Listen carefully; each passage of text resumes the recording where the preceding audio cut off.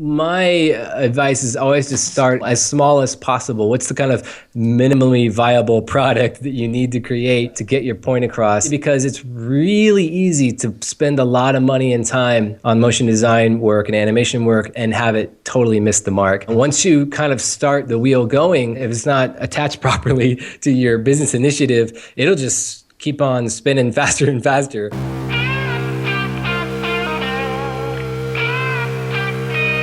From Toronto, Phanta Media presents the Not So Corporate Podcast.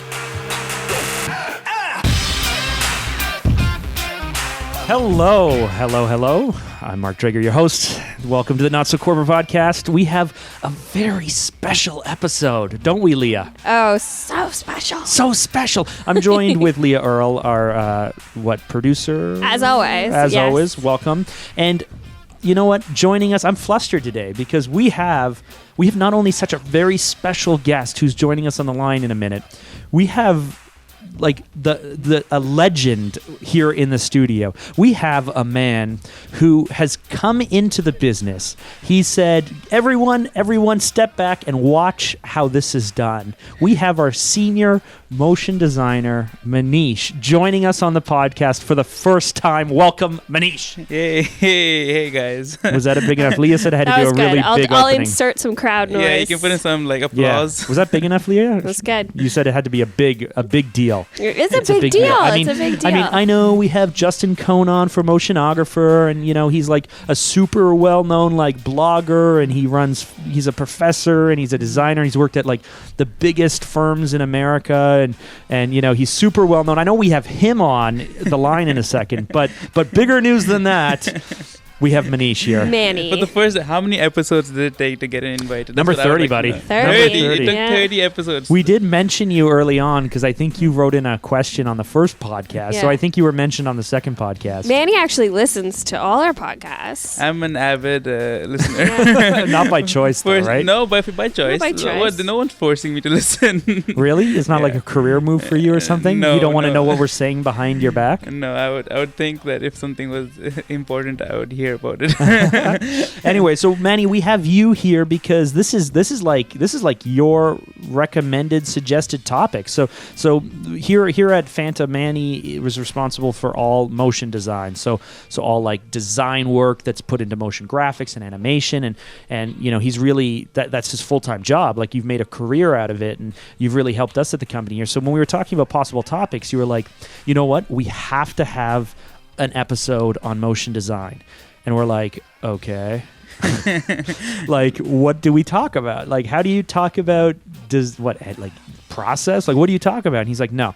And so he sent Leah like his top list of people he wanted to get on the podcast, and number one on the list was Justin Cohn. And so Justin is going to be on the line in a minute. And if you're not familiar with Motionographer, take a look at them. Basically, what they are is they're like a curated blog where if you've made it in the industry of motion, if you are somebody in motion, you have had your work put onto Motionographer. That's where people go for inspiration. That's where they highlight the latest type of work.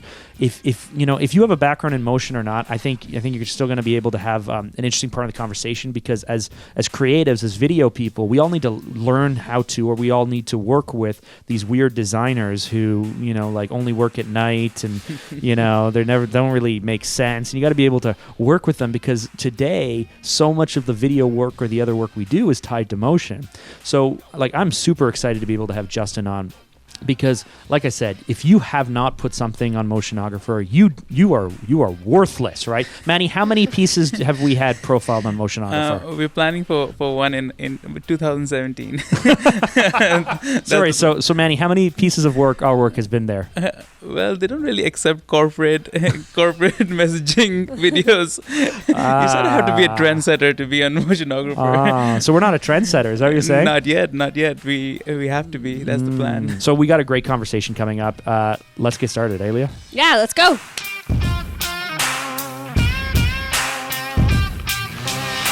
So So as I mentioned in the opening, we're joined with Justin Cohn from Motionographer. Many of you guys might know him because he is, as I mentioned in the opening, he's the blogger, he's the curator, he has design background. I even saw on his resume that he was a professor at some point. Yeah, I was a professor for a hot minute. And listen, man, thanks so much for joining us. Thank you guys for having me. It's an honor. Awesome. So just to get the conversation going, you know, like I'm really interested when you created Motionographer, like what was really your intention and what was the backstory behind that? Motionographer actually was kind of round two of a site I had before called Tween. Tween goes back to about 2002, 2003, something like that.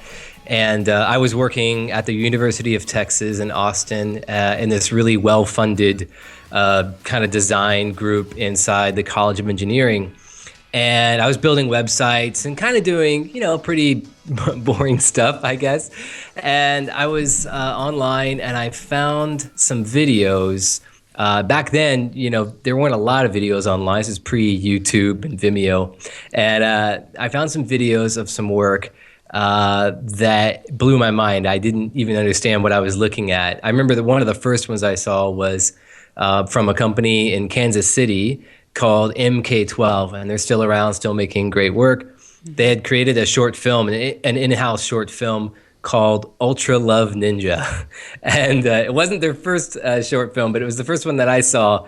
And it you know, had typography, it had 3D elements and 2D elements and live action, and I was just like, what is this thing? It's amazing. I want more of it.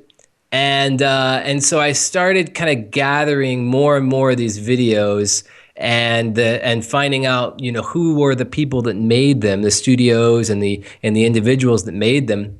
And eventually I thought, well, I need a place to store all this stuff. So I put it on a website. I knew how to build websites. So I put it all up on the website. And it was this long, skinny list of names, you know, linked to websites. And I thought, well, this is kind of weird looking. And at the time, blogging was really taking off. So I thought, well, maybe I'll do this as a blog. And so I started putting specific projects in the main feed of the blog, and on the right-hand side, you had links to all the studios that were creating this stuff. And so I did that for a couple years, and it started to get really popular. I started getting emails from around the world, from studios wanting me to post their work, and from people telling me thanks because I launched their career as a freelancer or something. And I was like, really? What's going on here? Then I got invited to go speak at a conference in New York City, and I thought, what is? It was a marketing conference too, and I didn't really understand what I was doing there, and I had some serious imposter syndrome stuff going on, which persists to this day.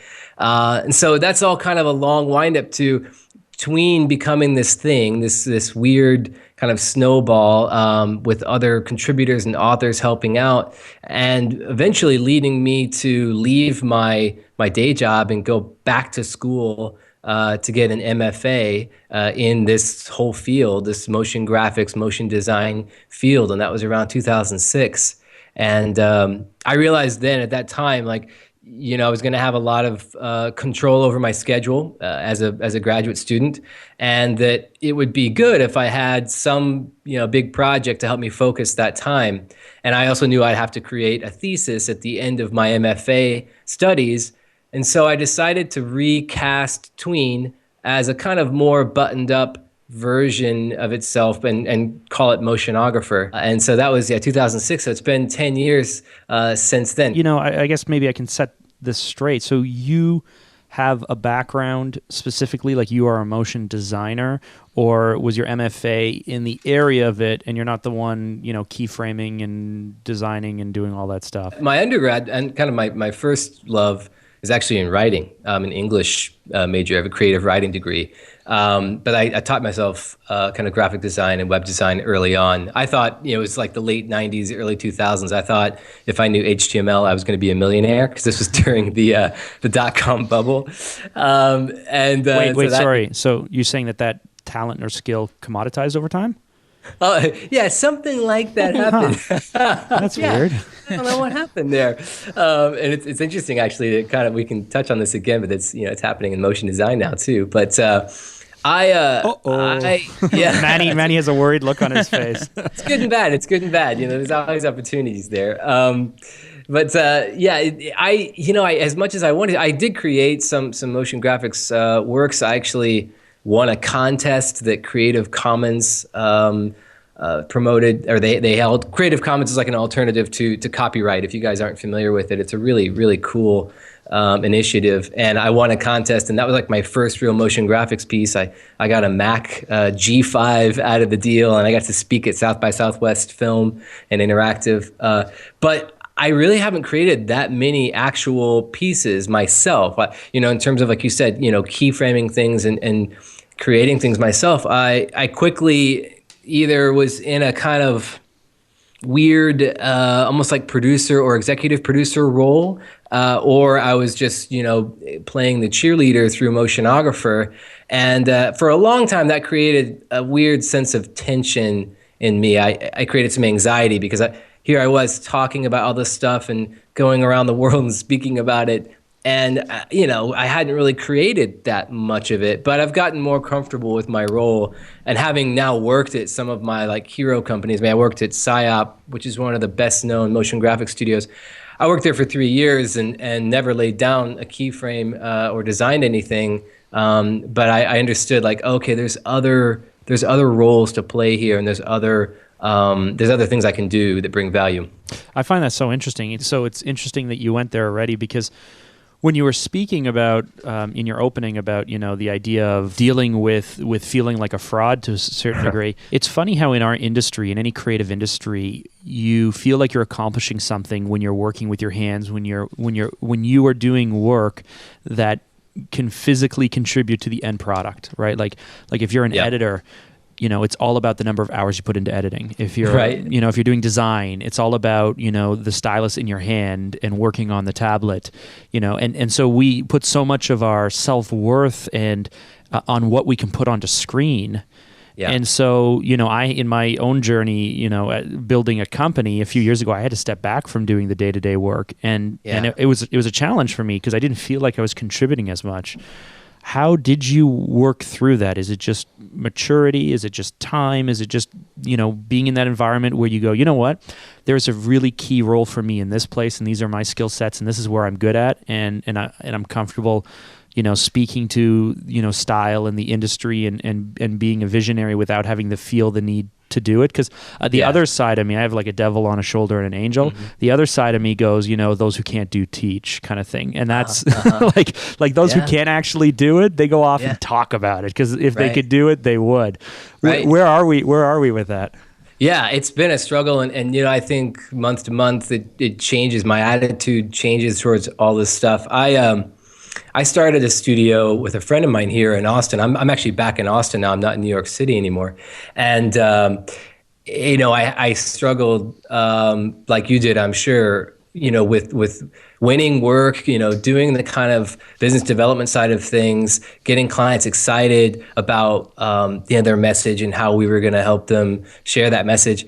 And then wanting to, or trying to, then switch hats and start designing and animating. And not only were there not enough hours in the day, I found that I couldn't really do both roles. I needed some kind of firewall between the reality of the client and their business problem and the reality of, doing design and animation.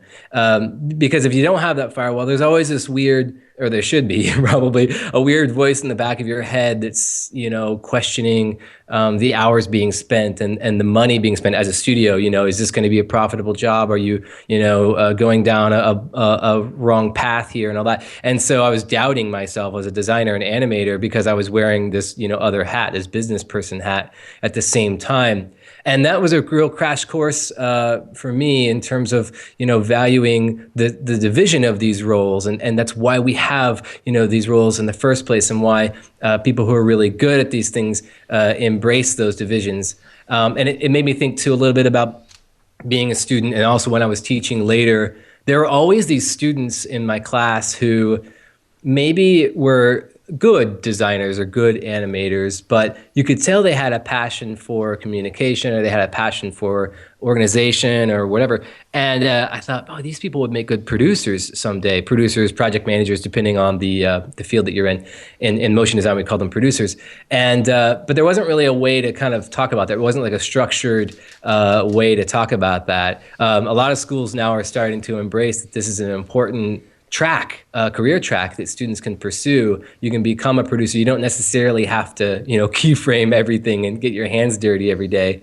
And so that, I think there's been this kind of internal struggle with that, and then there's this kind of external validation of it as specialization becomes really recognized as an important component of success in all forms of design, not just motion design. And that's just what I find so fascinating, Justin, that though your passion for design and motionography and all shows really through a lot of what you do. Like you took an entrepreneurial role, like even while working at PsyOp. From what I read up on you made it. You were a director of special operations, almost like making your own opportunities and helping the business grow by dwelling into other aspects of motion design and digital, like interactive and I've heard you talk about like the Oculus, and you guys started designing stuff for that.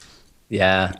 And at the same time, you started your own blog, which is I don't know if it's like a money making blog, or it's just something that you do for passion. And then and as well as the conference, like which is really popular, and everyone knows about the F5.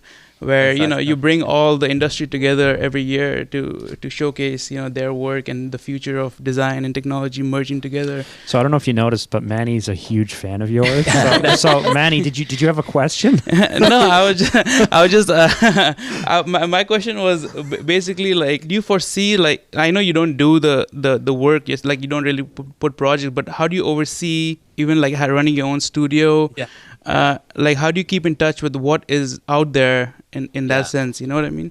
Yeah. Well, I think it's worth saying that in all the things that you mentioned, so Motionographer, the F5 Festival, which we can talk more about if you guys want, PsyOp, there's always been somebody else there who has recognized something, some kind of raw potential, and then decided to take a risk and roll the dice on me in particular, or in one of the initiatives that I'm working on. And so the kind of hidden partner for Motionographer is this guy named Carlos Alasmar. Right. Who's actually he's an executive creative director at NBC Universal. He has a pretty busy day job. Right. But very early on, basically at the beginning of Motionographer, he decided that he wanted to partner up and push this thing further, and F5 was really his idea, and he's continued to invest emotionally and financially in things that we've come up with together. At PsyOp, Marco and Marie, who are two of the founders of PsyOp, I've known them for a while through Motionographer.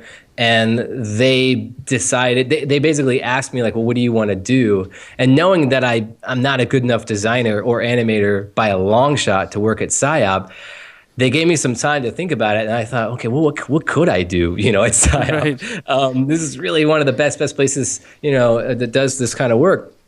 And so I had some time to think about it. And I talked to them. I talked to a couple of the C-level executives there and tried to understand what their problems were, what their challenges were as a company, and I came up with the director of special operations role, and I pitched it to them. I actually wrote a little book and did some graphic design and all that to back it up. I read your book. Yeah. Oh, cool. That's awesome. Wow, not many people know about that. That's cool. Okay, man. So here's some backstory. So we decided we really want to talk to someone about the idea of motion, and Manny, Maneesh in our organization. I mean, he's our senior motion designer. So all day, every day, this is what he does. And so he put together the wish list of people to reach out to, and you were like top of the list. So thanks, man. Yeah. The fact is, like, I'm one of those guys who goes to your website every day, and it's actually the reason why I actually got into motion design, because I mean, like you see all this work out there, all, curated in one area, and then you get to know, okay, this is the work that the best people are doing out there. And, and the thing is, once you get that motionography stamp of approval, I feel like that's like a career maker for even like independent artists. So one of the questions I actually had for you was like, how do we get our work up there? Yeah, no. What is the process of being someone that can be chosen? Like, what kind of work when you curate? Like, what's your I have to admit, I did not know that we were going to hold a gun against your head. No. Bring you on the podcast and then ask you this. I did not know that he had this plan. No. I just want to know in essence, like, what do you look at? There's so much out there. It's almost like, how do you filter out like the bad stuff from the good stuff, apart from just waiting for a studio, which is like a big name studio to like approach you guys? Like, what's the actual process that goes through that? Right. Yeah, it's a great question, and it's a question I've been asked over the years countless times, often by people who are usually angry because they're not. So one of the first important things is it's not really about, or for me, it's not really about good and bad, because there's so much good work out there. Right. Almost every project that I see is good in some way, and it's really about, does it fit kind of within the curatorial voice of Motionographer, which has evolved and will continue to evolve, these last 10 years. And so there's some real basic things I think about. Like, we don't really post pure 100% live action work. And that's partially because I don't know anything about it. I didn't study film. I'm more of a design guy. And so, unless there's a strong design component to the live action, right, we don't usually post it. So that's easy to kind of, filter out some stuff. But then there's all these kind of more nuanced things. Like, at any given moment, right, there's tons of trends that are on the rise or that are dying. And we have to decide, like, okay, is this thing that we're looking at participating in that trend in an interesting way? Is it pushing it forward? Is it helping extinguish that trend? What level of craft is at work here? Sometimes, like, I just got a project submitted yesterday that, on the surface, it's a great project. It's really well done. It's super well executed. But then I saw the behind the scenes. I saw how they actually made it. And I decided that we were going to post it based on that, because I saw, this is totally unexpected, the way they produced this. And we'll be posting that project in a couple of weeks. But so there's all these things. And the truth is, it's an incredibly messy, subjective process. And I used to make apologies for that, but I don't anymore, because it's through that messiness that surprises can happen, and that there's room for other points of view. If we had some kind of perfect mechanized process, or some kind of ultra democratic process, as some other sites have tried to do, what I think usually happens is it kills the interest. It kills the kind of excitement. And this is why I think that a lot of curation, almost all curation, except for maybe Facebook, is human powered to some degree, and I think it probably will be for a little while longer.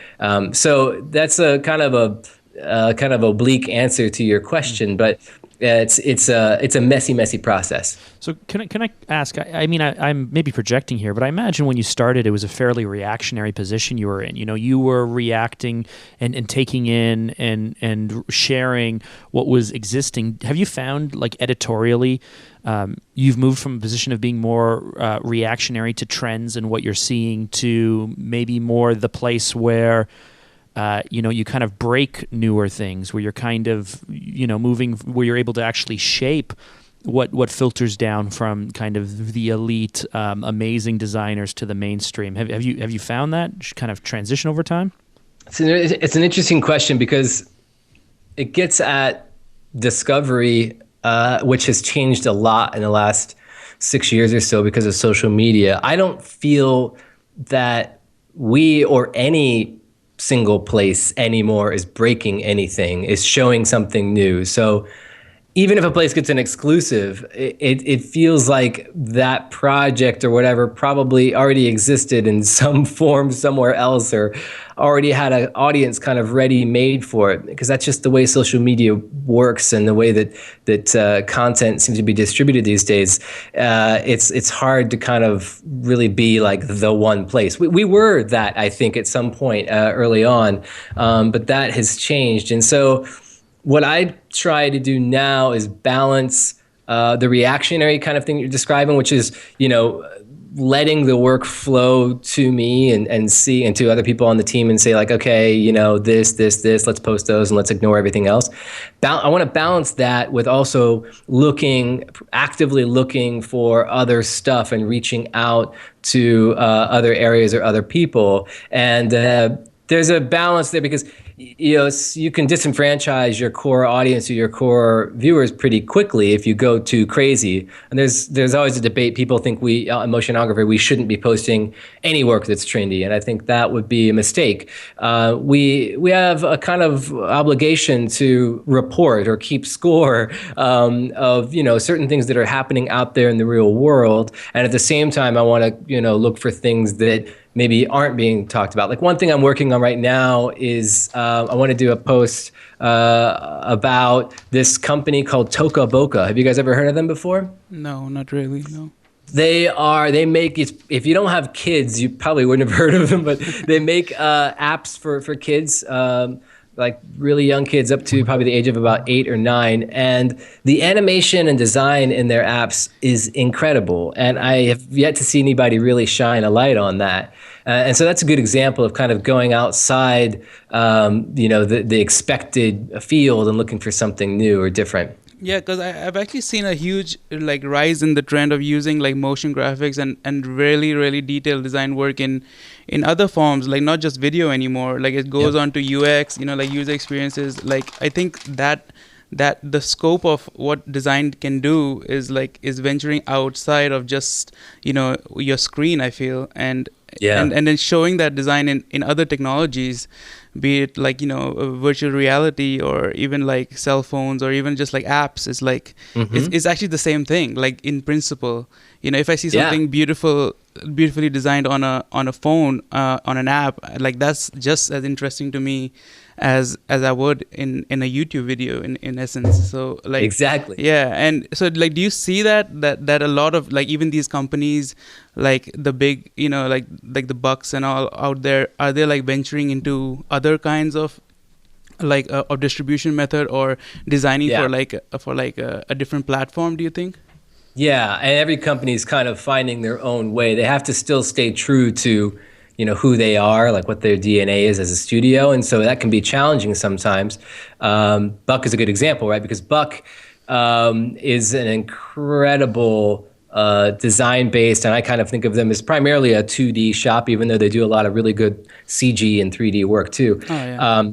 And so how does that translate? You know, they kind of do this, you know, very linear storytelling thing. They do it really, really well. How does that translate? Does it translate to an interactive platform like virtual reality or something else? And so it might be more challenging for them as opposed to somebody maybe that's kind of more rooted in CG, where you can make a transition from rendered CG to real-time experiences like gaming or virtual reality. I think it's worth saying too, like just on the kind of first point you were making about the way that motion design has worked its tentacles into a bunch of other fields. You know, my wife is a motion designer. She worked most recently at Sprout, which is a kids network owned by NBC and Comcast. Right. So you guys must not ever be seeing each other now. Yeah. Well, now that we moved to Austin, it's great. We have like a much more balanced life. Which is one of the reasons we came here. And now, so that was interesting. So in New York, she was working for TV, for broadcast, right? Now in Austin, she's working for a company called Frog. They've been around since the late 60s. Mm-hmm. They are a big design and strategy company. They do product design and they do all sorts of crazy kind of abstract work for like some of the biggest brands in the world. There is nothing that Frog does that resembles broadcast design. There is no 30-second spot that they output. It's all totally different, and the fact that she's been hired there is really interesting. Right. It's a kind of like, you know, case in point about what you were saying. I think what happens is that motion design is itself, it's an intersection of so many disciplines. It's graphic design, animation, visual effects, sound design, so many other things that I'm not even mentioning. And so basically what's happening is the technology and the distribution platforms are catching up to the potential of motion design. It's always been there, but they're finally catching up. And so people with that skill set, that motion design skill set, are finding more and more opportunities in a greater array of fields than ever. When I was teaching, I used to do tours of the school of SCAD, and as students were there, 18-year-old students were there with their parents, and you could always see that the parents had this look on their face like, what is this motion graphics? What else am I, this doesn't seem like a good investment. And I would always tell them, don't worry, they're going to be fine. You're investing in a career path that has a long future. And talking about platforms, like the biggest platform we have right now is social media, and I see a lot of digital content being created. Like, do you see that because there's so much content out there and so much has to be put out there for it to be effective? Do you see like design is being neglected and content is king at that point? Like, where do you feel the line falls? Because to put more effort and money into design, you actually need more manpower, you need more hours. But if you just need to put content out there, you're just going to go out and put content, right? And that's what social media sort of become, or like a content machine. Yeah, it's interesting. This is getting a little bit at the issue we touched on earlier, right? The kind of commodification of this field of motion design, or maybe it's just of content creation in general. So one of the interesting things that's happening on social media is motion design, motion graphics have become really popular on social media. Motion graphics, it straddles the visual and the textual, the visual and the textual. I think the visual and the verbal, the same way that social media does, right? I mean, social media is all about sharing images and stuff, but there's also this kind of framework of verbal communication around it, and that's the same for motion design as well. You can have on-screen typography, on-screen messaging, which is especially important if you're talking about mobile consumption, where audio is often off, you can't hear anything. So motion graphics allow you to communicate in silence, but still through video, which is really, really compelling. And so motion graphics has gotten super popular. Now, the quality of a lot of that motion graphics work that I see on social media is, low in terms of craft, but it can be quite high, I think, in terms of impact. I'm seeing a lot of really interesting, almost like arguments being made through motion graphics on social media, especially now kind of in this political climate. And that to me is the strongest, one of the strongest kind of features of motion graphics is that it can be used to build a progressive argument, like an argument that's somewhat nuanced. And so I'm seeing that happen in social media, and I'm really excited about that. The tools for creating motion graphics have definitely become easier, and the tutorials and resources to learn how to use those tools are more widespread and cheaper than ever. And so you have a lot of people who maybe have a background in marketing or a background in maybe a background in editing, which seems like it's super close to motion graphics. That's how I started. Yeah, you started an editor, right? Yeah. Yeah, and now it's easier than ever to kind of dip your toe into motion graphics and see what you can create. And then putting it out on social media is the next step there. It's kind of a low-risk environment because there's so much churn. If it doesn't work, oh well, try it again next time. And you could just keep doing little experiments and seeing what catches and what works. I mean, I just did this today, actually minutes before I got on this call with you guys. We just put up a giant in-depth making of article on Motionographer, and I thought, I really want people to see this thing, so I'm going to create a little quick video teaser for Facebook, specifically for Facebook, and let's see if it gets any more traffic than when we just normally post a link on our Facebook group. I don't know if it's going to work, and the fact that it only took me 30 minutes to do, it means like, okay, let's just give it a shot and see. You uploaded it directly to Facebook natively, right? Yeah. Which, okay. Then it will get more. Right. It's an attempt to kind of. We've been testing the difference between like carousel pictures, YouTube links, native video, and other things, and I can assure you, your video will get more play. Yeah, I know they're really pushing native, and they want to keep people there. And we're going to start trying to post more native content just to improve our overall organic reach, so that when we do post something that's outbound, it won't get completely lost in the shuffle. But who knows? They'll always tweak something. Back before Facebook changed their algorithm, and Motionographer got the same kind of equal footing as anybody else, it was an incredible time for us. We were really able to use our Facebook group as a true platform for communication and exchange with our readers. And then they changed the way things work and made it pay to play, and it overnight became this kind of second class channel for us. Yeah, but I mean, so I apologize that I don't know this already, but do you guys pull select still frames from a video that you're highlighting, as still JPEGs, and then you put those on the blog post? Because if you do that, then Facebook will pull those images as part of the carousel, and then when you post the link, it could have 4, 5, 7 different images, and those will rank higher than single picture or single post as well. Right. Yeah. So we've done some of that. It's weird. One of the problems I've had with posting images is losing the thread. Wait, what is this related to? What am I supposed to click on? And where's the link? Some of that's just probably the way it's structured. But it's weird too. Our likes on our page, we have 33,000, which isn't that good for the kind of outlet that we are. I think it's pretty good. I think you can forgive yourself. It's pretty good.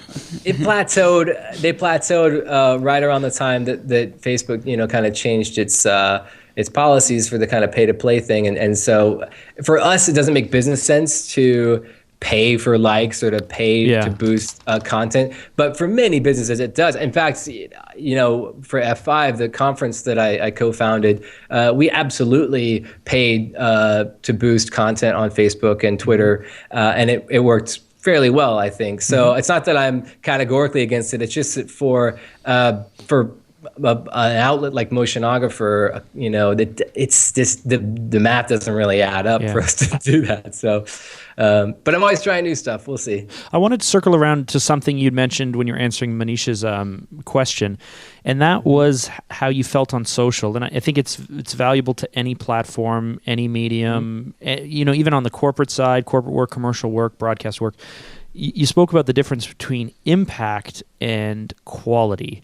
And we are having this discussion and even, let's say, battle all the time internally here, because I know that if we quadrupled our hours, if we, I know more hours, more resources, more time equals more finesse, greater detail, greater complexity, just you can do more with more time. Yeah. But to me, I come from, a documentary background. I am not a design guy really at all. But to me, it's I don't care how finessed it is, how complex it is, how detailed it is, as long as the emotional impact is there. And what I've experienced as not a designer is a lot of people really focusing on the technical tool set, on creating complex or designed work, while overlooking, pace. Sound mixing, storytelling, whatever. And so you can have the best motion designed piece with a really square conservative voiceover, and I'm I don't see it. You can have 7 photos on a slideshow with the most compelling, amazing story being told with rich, audio, and that would be good enough for me. So you being immersed in this world, what kind of conversations are happening? And is this something that's top of mind for most people, or is this the thing that just outsiders are going hey, motion people, wake up to the fact that it's not all about Manny, wake up to the fact it's not all about design, and let's get some emotion into this stuff. Right. I mean, it's one of those things that you kind of see this people going through this thought process over the course of 10 or 15 years of their career. And, in the beginning, everything, it's all about making sexy work and make it as slick as possible. And I could argue that I think for some brands that is key. If you're talking about a a brand that has a premium kind of visual identity, you have to make work that's consistent with that. You can't be Cartier and have crappy looking motion graphics on anything you do. Now they do, which is unfortunate for them, but you want to have that premium feel that's maintained throughout. I said they do. I actually shouldn't say that because I haven't looked at Cartier. I'm sure they do. So let's put it that way. Cartier has actually incidentally funded some amazingly high production value CG work. So there you go. So yeah, I think you're right though. It's about emotional value, and to me, this is where everybody can line up. It doesn't have to be a battle. I think some of the people who understand this really, really well are some of the big tech companies. Google they really get this. So Google uses motion design a lot, and they use it for product messaging, for product launches, and Salesforce.com is doing a lot of this now. IBM Research is doing this too. And the reason that they use motion graphics for those things is it's unparalleled when it comes to explaining how something works or why that thing might have value to you as a business person or as a consumer. But they never, they do spend a lot of money hiring the best studios to make this stuff, but they never lose sight of the fact that if I walk away from that video or whatever it might be, and I don't understand what it is you've made, then it's a failure, And so I think with regards to kind of like where do you put your man hours? What is going to give you the most emotional impact? What's the right way of telling the story or making the point? And you're right. I think sometimes you can get more done with a still image. I won't name names, but the last project I worked on at PsyOp was a social media campaign for a ginormous beverages company, bubbly beverages company. It's one of their brands. Let's say and I worked on this, Pepsi, Coke, Budweiser. Yeah. And I was amazed at the amount of time and money that we put into creating about 40 pieces of social media content. They were little short animations in most cases, and I was amazed at we put all this time and money into it, and they didn't have any of the impact that anybody wanted. And part of that was just, when you work with big clients, it's really hard to keep things fun or to kind of keep the original kind of emotional spark intact through all the kind of revisions that you usually have to go through with big clients. But part of it was also we probably put too much attention on the details of the animation. They might have been better as just kind of quick, dirty little animations that got their point across and they were funny. They were supposed to be funny, but none of them were. Maybe a couple were. And I worked with amazing designers and animators on it who did great jobs, but the emphasis was in the wrong place. And that was a bummer. And it happens a lot. Right. And that's what, that's what we're, so like going back, you probably wouldn't consider this motion. In our company, we do, but if you go back 2 years, I think, the Dodge Ram commercial called Farmer for the Super Bowl, which was like a 2-minute spot made of just black and white and maybe a little bit of desaturated photographs that had like a very slight parallax effect on it.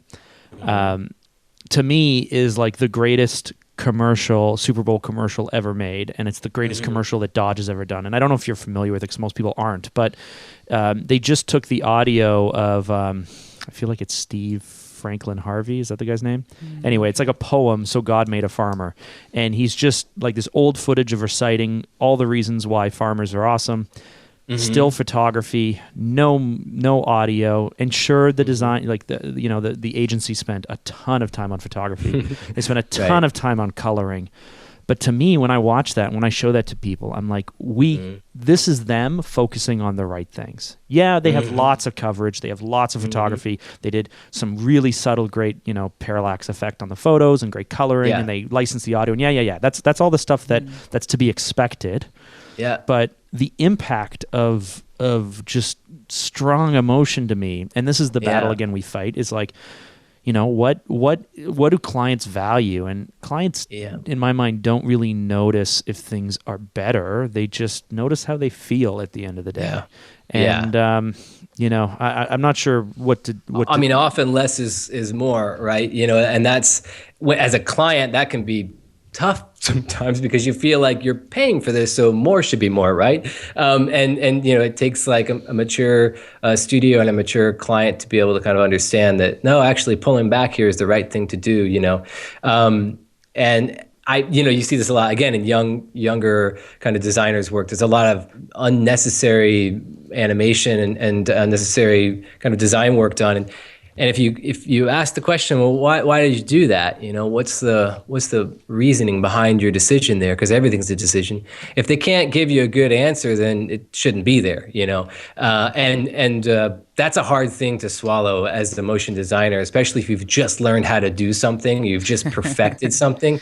You don't want somebody to tell you that it doesn't need to be there, but it often is the case that it makes it stronger, it makes it better. I think also it's worth saying that in the case of the Dodge ad, they were going for a very broad emotional response, and I think that's why you use photography or cinematography, although not in that case, because that's a great way to kind of tap into those emotional responses they're looking for. But then, if there was a follow-up or like on their website, if you want to go learn about the Hemi, that powers that truck, I would argue that motion graphics is going to do a much better job at explaining, how the Hemi delivers power than a series of still photos. And so it's like I would agree with you. I guess where I would like to see us go though is that graphics aren't leveraged just for communications or just for explaining, but so the way we look at projects is, and maybe other people don't, but we look at stuff and we go, is this a communication-based project? Is this a project where the goal at the end is for people to understand X, Y, Z, or X, Y, Z, and walk away with an understanding based on communication foundations? Or is this more of an emotional play where we want them to be left with a lasting impression, a lasting feeling, and they don't need to really know how everything works, but they just need to be left with something. And so when I look at what a lot of other people are doing, and I guess where I'm going with this is I'd like to see all of us moved. I mean, there's a place for communication-based pieces, but that's you explaining, you communicating something that can be done, through motion. It can be done through PowerPoint if it's compelling enough. Steve Jobs certainly did it, in his live presentations. But I would like to see motion move to an emotional-based piece where and it is in some areas, but I'd like to see more people move to where it's not, cinematography or live action or photography or whatever it is, isn't like, well, if we're doing something emotional, we certainly have to show real people. How do we get motion to the place where we can connect, motion-based pieces or design-based pieces with strong emotional stories and connections? That's what I'd love to see happen. It's funny, from my perspective, we actually were there and we moved away from it, and I think we're coming back.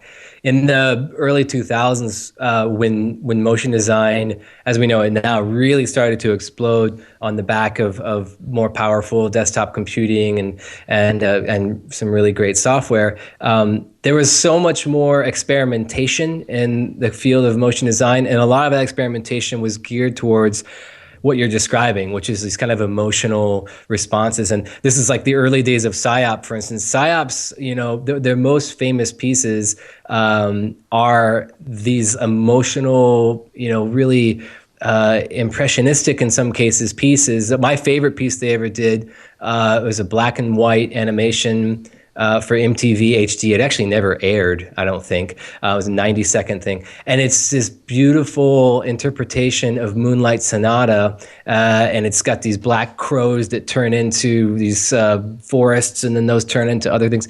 And it's just gorgeous, and it really communicates something powerful, this aspirational quality of the brand, purely through motion design, and that kind of work, it was, a really unique opportunity that PSYOP had kind of earned through already doing amazing work. But that kind of work used to be more popular or more common, and it, for some reason, I guess the explainer video happened, and everybody kind of put all their motion design, motion graphics power behind the communication projects that you were describing. But people are coming back now, I think, to some of this more emotional this emotional stuff that can be done with animation and with motion graphics. It's an incredibly powerful medium for it. It just, I guess the interest wasn't there for a while. Now, you will bitterly defend what I'm about to say, but I have the feeling like motion is passé. Only like in the explainer video, I should say.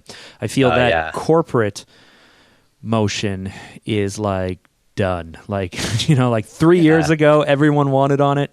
Is this Everyone's bad for doing Manny it for his job? No, it's not bad. No. I think this is me getting fired. Right? No. What I think is under leveraged is like smart. I don't know if it's UI, but like live action graphic integration. I think is is super under leveraged and super cool and on screen over live footage. Or some kind of interactive thing. I think is cool, but so again, I don't agree. I don't think you'll agree with me because you're so committed to motion. Oh no, but I totally agree with you. Do you?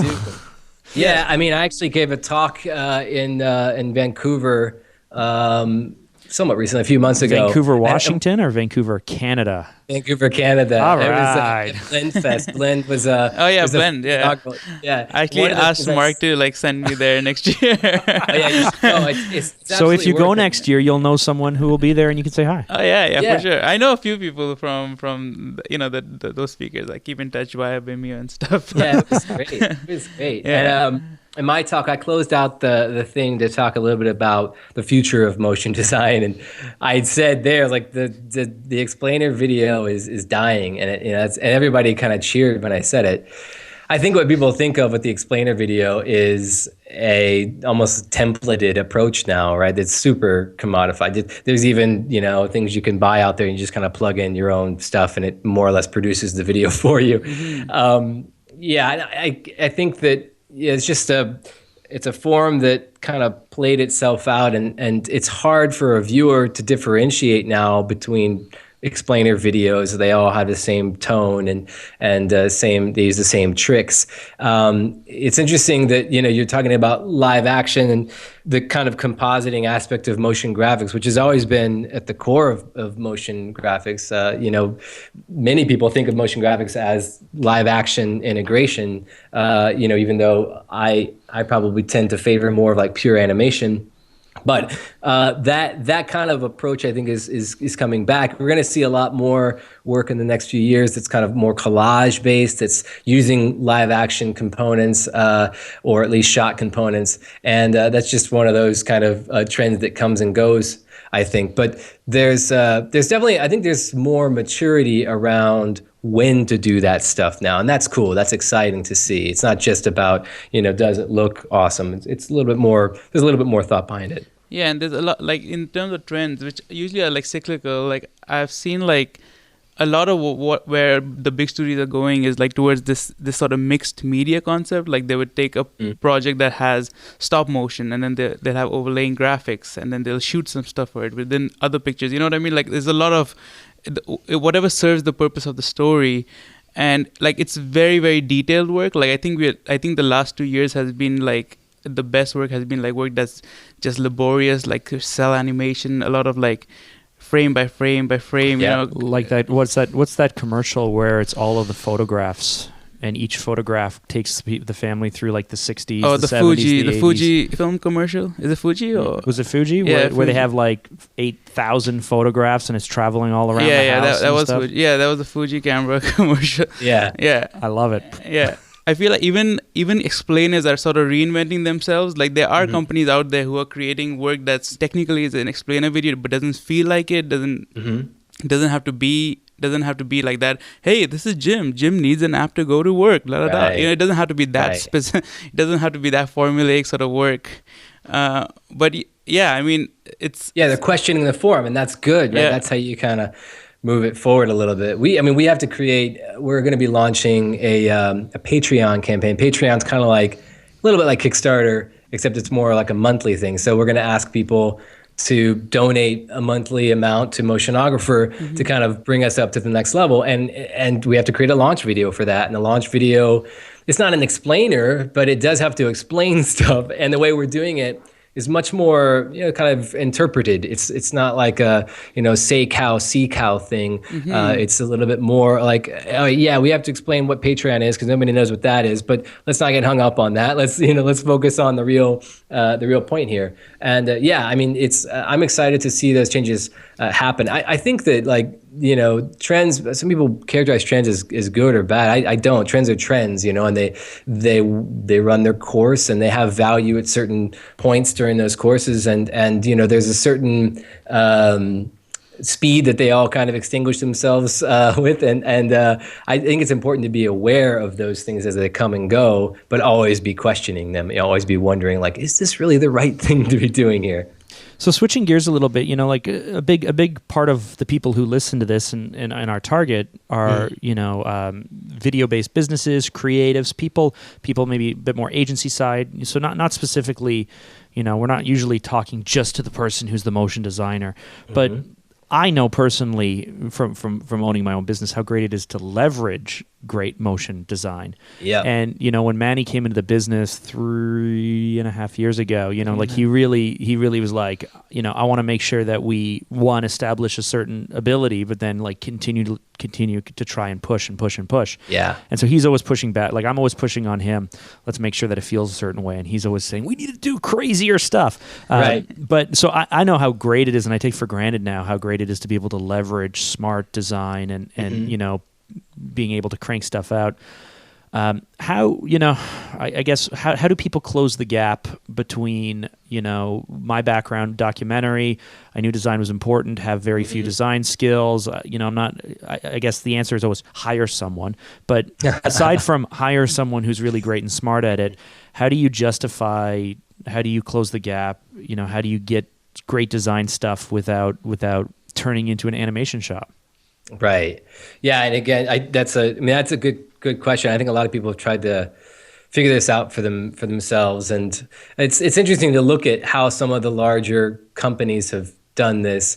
Google being maybe a great example. Not obviously they're at a scale that nobody else can exist at, but they also are keen on experimenting with this stuff. So they have in-house people who are staff motion designers. They hire a lot of freelancers to work on projects, and then they hire shops big and small. They hire shops that are 3-4 people large, and then they hire shops that are 30 or 40 people large with budgets to match. And the thing they do there is they match the project with the right size team. So what I've seen work well is when first you have to ask, is motion design even needed? What are we really trying to do? And we've been talking about that already. So in the cases of, product launches or product messaging, I have a feeling that for most people, motion design will play some role, whether it's just that kind of, communication piece or whether it's something more emotional. Motion design will probably be useful. But motion design is also great, I think, for explaining value propositions, especially complex value propositions, maybe in a market where there's a lot of competition, or if you're innovating in some way, you gotta explain, what exactly is valuable about what you're doing. That sounds like an explainer video.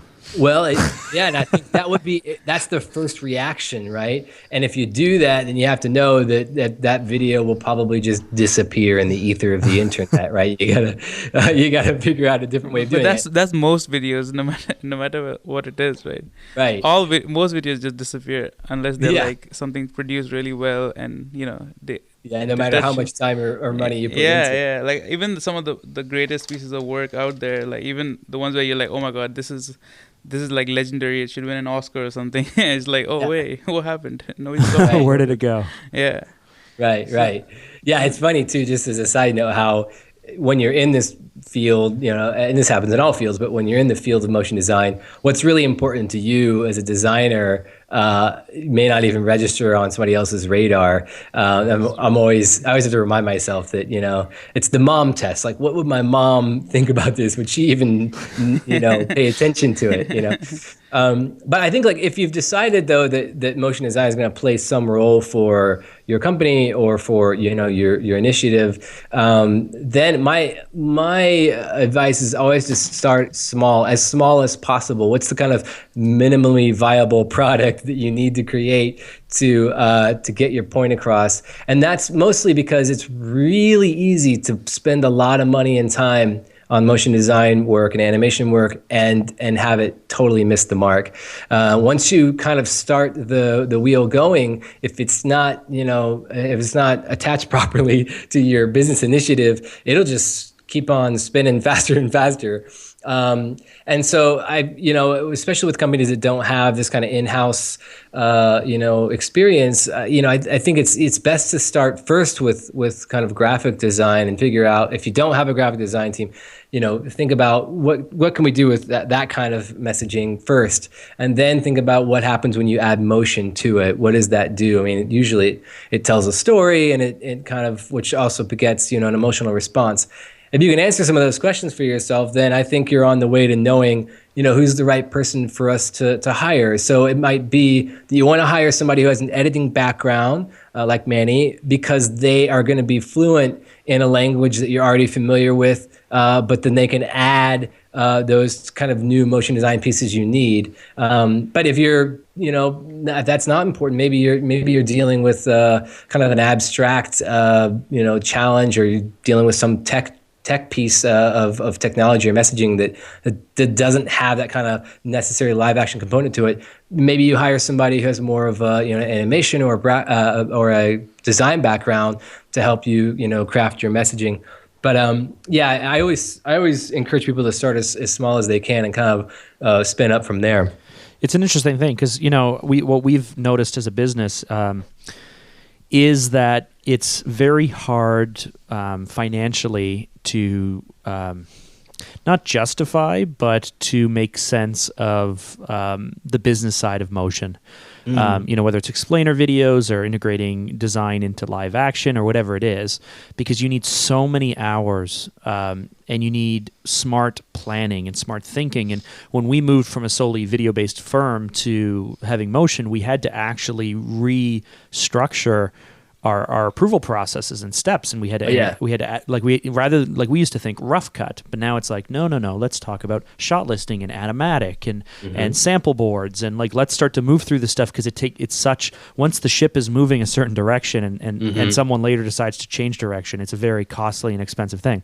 So we spent a lot of time figuring out how to redevelop our approach to, because we're a little bit more rock and roll in nature for video. But even so, there are so many people who charge barely anything to produce crap work. We feel like we charge pretty fairly for what we do, but even so, we're always giving away hours, always on every single project. We're never appropriately budgeting. And so it's like this thing, right? I own the firm, so I'm always looking, I'm wearing different hats. I'm always going, how do we charge the appropriate hours, right? Like Manny and I talk this, he's always like, Mark, you're not giving me enough hours. We need more hours. We need to do better work. We need to get better. It's like, well, we're already giving away hours, because meanwhile, there's all these people over here who'll do something for $4,000 or $2,000 or something, and it's like, I don't know who's putting this together or how they're putting it together, but we're far more expensive than that. But at the same time, we're not charging $80,000 for a project. So I'm not sure in the marketplace how to make sense of this, appropriately budgeting for the number of hours you need. Meanwhile, you're competing against crap. Yeah, it's really hard, and this comes down to I guess your client and being able to convince them of the value of what you're doing, which is that's the key to everything, isn't it? At SciOp, it was interesting. I, being a fan of SciOp for so long, I knew how awesome they were. But as I started there and started to talk more with our clients and work more kind of on the business dev side, I should use that term lightly. I just would do sales pitches every now and then. I realized people didn't know who we were a lot of times. People at big agencies, big clients didn't know who we were. And so I couldn't lean on reputation alone to sell our services, right? We had to be a bit, more strategic about it. So one of the things we did, and you guys probably do something similar, is just a ton of education. So up front, especially if a project was going to be 100% animation, Well, it doesn't really matter, actually, for all of our projects. We would, after the contract was signed in most cases, but not always, we would educate them on all the phases and kind of explain, almost like a 101 course of like, this is how this works, and this is why it's time consuming, or this is why at this particular phase, if you ask us to change the thing that we already asked you about 2 weeks ago, it's going to cost you, $5-10 grand. And the most successful, studios that I've seen aren't afraid to hold clients to those things and do change orders and charge them for it. Animation is, it builds. It's very much a progressive thing where it builds on what you've already done. And so if you make a decision early on that it wasn't right, that's going to cost you big time. Yeah, and I feel like anyone who's done that for any kind of time has mastered that. And so I'd be curious, and maybe you don't have an answer to this. It's not so much the education post sale or even pre sale in terms of process and number of steps. Like we already have to explain, why do we tell people it'll take 3 months? You know, like we can produce something in 4 weeks or less because we have, but the client will not be able to work through the number of revisions that quickly or get approval on every step. So we tend to tell people it takes 3 months. We can move faster, but you will not be able to keep up with us. So we're really great at the education, and I think that most people who do this are. The question becomes the value prop of paying to do things the right way versus the crappy automated process, cheap outsourcing. We'll get someone in Brazil to do it or whatever for 1/6 the price. It's that value I usually prop. tell, and I've had a lot of my friends who have smaller shops, which I think is actually like a great place to be. The kind of the budget range of like the $10,000 to $50,000 budget range is actually kind of nice for a lot of reasons. But a lot of them have had to deal with this issue where at some point somebody questions their price tag, right? And my favorite response is to be like, all right, go for it. Go ahead, please, hire that shop in Brazil. And here's my number for when you guys are done with that. Because most cases, you get what you pay for. And usually either the work is crappy or the experience of, the production is crappy, the communication is crappy, or all the above in many cases. And so that's, then they come back to you maybe and they say, okay, got it. That didn't go very well, or we don't like what was produced. Can we talk again? Yeah, sure. Worst case scenario is they actually like what that outsourced company did, which is what we see sometimes. It's like there's like this eroding of standards. That I think has happened over the last few years. I don't think it's just our client base. I think over the last few years, what was a magical mystery has become like, oh, isn't that just really simple? Anyone can do it, and and we're going to turn over the content so fast because it's for social media or if it's for a launch, and there's already so much produced. What's the point of trying to stand out? And I mean, that makes me cry at night, but it's like, of course there's a point in standing out, and of course we want to do the best work possible. I'm just not sure if one of the many things, Mark, that makes me cry at night. Leah's sassiness makes me cry at night too.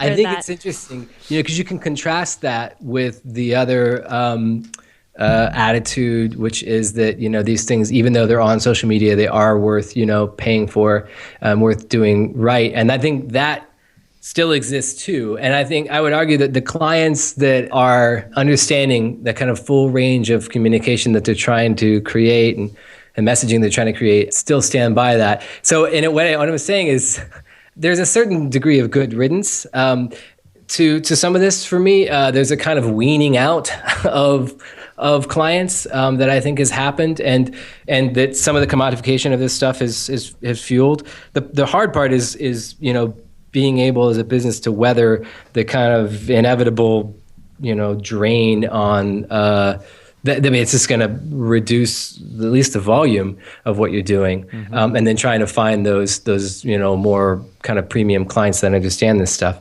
I don't know what the trick is to that, although I have seen I've seen a lot of people in the motion graphics and animation world do it. I mean, I think it's also worth mentioning that in animation, it's so technical that efficiencies are really, they can make or break you, and having really, really well pinned down processes and not reinventing the wheel every time, knowing when to stop doing R&D, knowing how far to push things, and knowing how hard it's going to be to do what you're promising. That can also that can save you tens of thousands of dollars in many cases, and save you a client relationship as well. So yeah, I mean, it's a really interesting challenge, but it's what's funny is everybody's always peeking over the fence at the other side. Like when we were at SciOp, right? SciOp is known for its big budget work.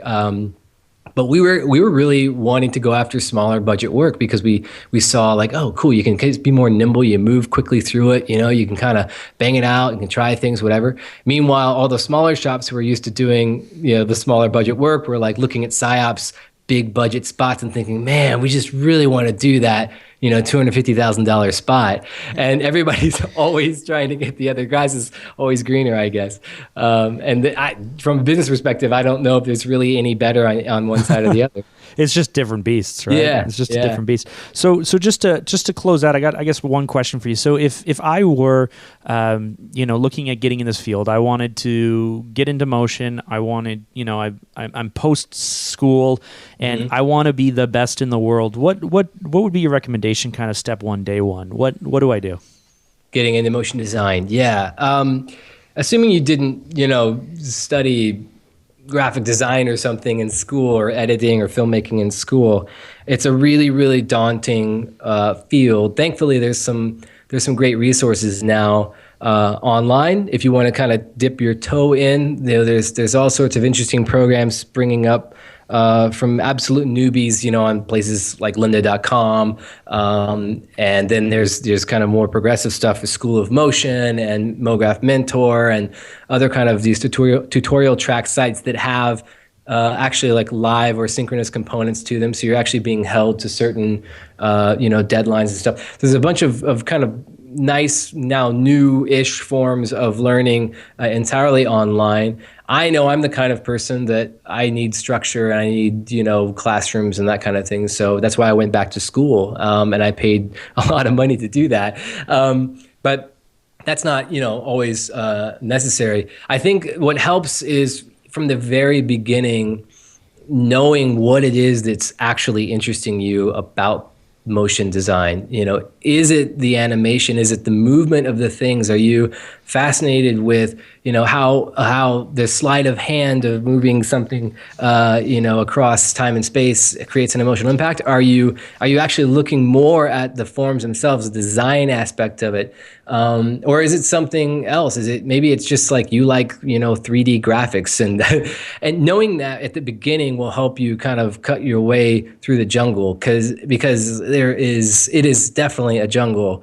As I said before, motion design is the intersection of so many different fields that if you don't have some sense of what it is particularly that you're excited about, you'll get lost real fast and you'll just kind of retreat to your safe place, whatever that might be.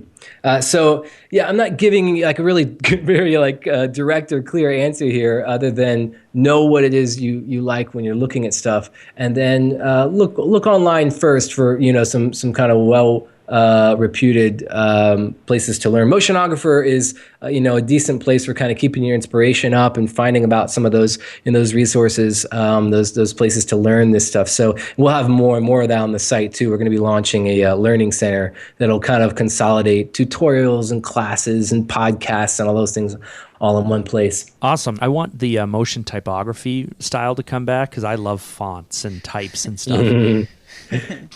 Yeah. Is that dead or what? Well, can we go back to 2011 when people took Samuel L. Jackson and seeing everything? Yeah. It's funny that Samuel L. Jackson Pulp Fiction piece that you're probably thinking of. That was created by a fellow student of mine when I was at SCAD, Jarrett Moody, and it was funny. It blew up. Oh, so it's not even 2011. Let's go back to 2006. 2006. Yeah, and. Those things have popped up everywhere. It was a trend, and you still see them as they're great as lyric music videos, right? And country music has done a lot of this, but so does hip hop. Yep. It's a great way to kind of visualize, the lyrics and create some kind of emotional context for it. But I don't think they're going to be coming back anytime soon. Typography, though, has always been alive and well in motion, and there's some interesting stuff now. Again, with the kind of collage trends coming back, some interesting stuff being done there. And then there's always people doing really crazy cool stuff for title sequences. Patrick Clare at Elastic, he's represented by Elastic in the United States. Patrick Clare is an amazing designer director who did the True Detective title sequences. He did Halt and Catch Fire. He did Night Manager, which just released, and we're going to do a big making of a Motionographer about that. He is great with typography. It's not exactly the kind of typography you're talking about, but it's similar. I've actually been trying to get Mark to pitch a project on with double exposure, like the like the True Detective title sequence. Yeah. Because I really want to try. Yes, I didn't even know that. I sent him some samples. I'm like, let's do this. When was that? It's on our Wikipedia. It's on the jumping off point section. We have a jumping off point section where we post ideas of videos that we really like. Yeah. And I posted about 6 of them that were exactly just that. Well, the reason that True Detective title sequence, he didn't invent that. No, not at all. It's been around. Yeah. The reason it works is because it's about the inner lives of the characters. And so you've got the silhouette of a character, but then the interior, of that character is this, in some cases, a twisted highway, or a beat up urban scene. And it's a poetic interpretation of those characters' lives. And that, I think, is why it works. And that's why Patrick is so good in everything he does. He's aware of that, the kind of visual language he's building in all his projects. Oh, for sure. So in your mind, what makes the difference between someone who is creating, the creators of the world, and then the other 98% of people who are just like, oh, I really like what that person created, I'm going to do something similar in a different context? I don't really believe in originality. I think everything is, been done before, and we're all kind of riffing on that. But I think, a little bit of what I just said about Patrick Clare, I think, is that it's the defining feature of really good creators is asking, okay, how can I combine these 2, 3, 4, 5 different things and make something that's not only visually interesting, but actually relevant, to the topic at hand. And again, that comes down, usually what that means is killing a lot of the things that you want to do initially and deciding instead to do something else that might be more difficult or less clear at the beginning. And that ability to kill your darlings is something that really only comes with maturity when you've kind of understood that, you can create beautiful work, but you don't always have to, and or you don't always have to go there first. You can come to that second after figuring out what the right thing is to do. That to me is the defining trait between not just people who are kind of, let's say, ripping off, just to use a kind of blunt term, other people, but even within a studio where you have really, really, really talented animators who've been animating for 15, 20 years, and you have to ask, well, why aren't they the ones running the studio? Why aren't they the director? Why aren't they the one meeting with the clients? And the answer most times is that, coming up with the kind of vision behind something and then being able to justify it to a client or just even internally to justify it, that's a rare thing. It's hard to be able to do that, and it's hard to do it well. And that, to me, seems to be the biggest differentiator.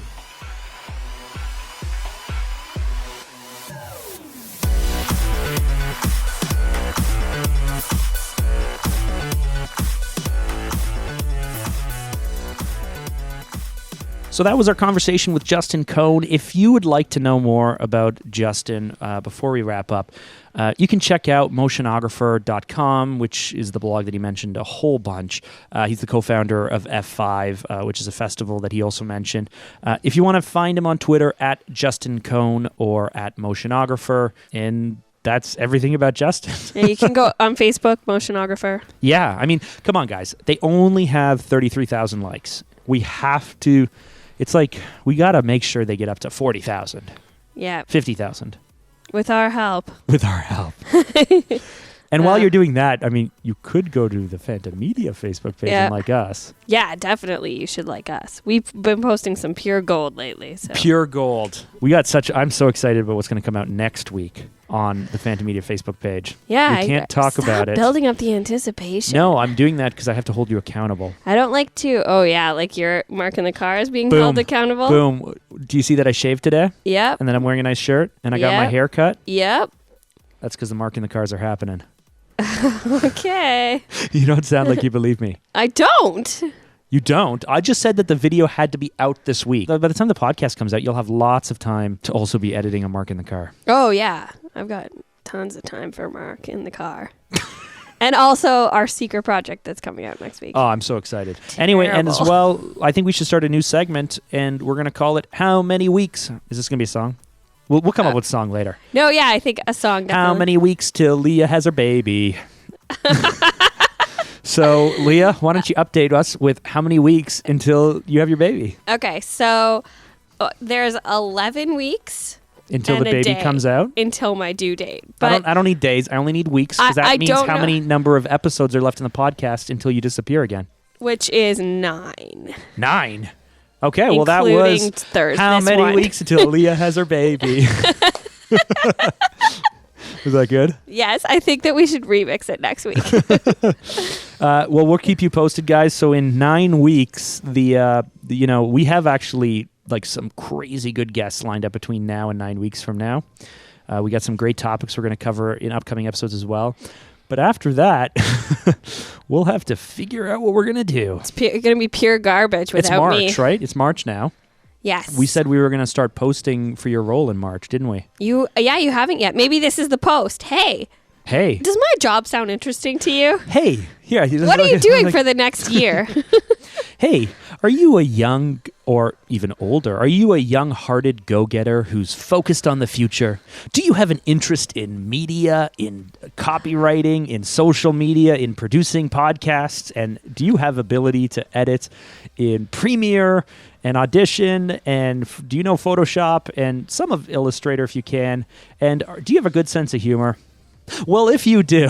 Have all those things. If you have all those things. Oh, and back sass. What? You got to have a lot of back sass. Back sass. Oh, yes. Yeah. If you're sassy and have a good sense of humor, I said good sense of humor.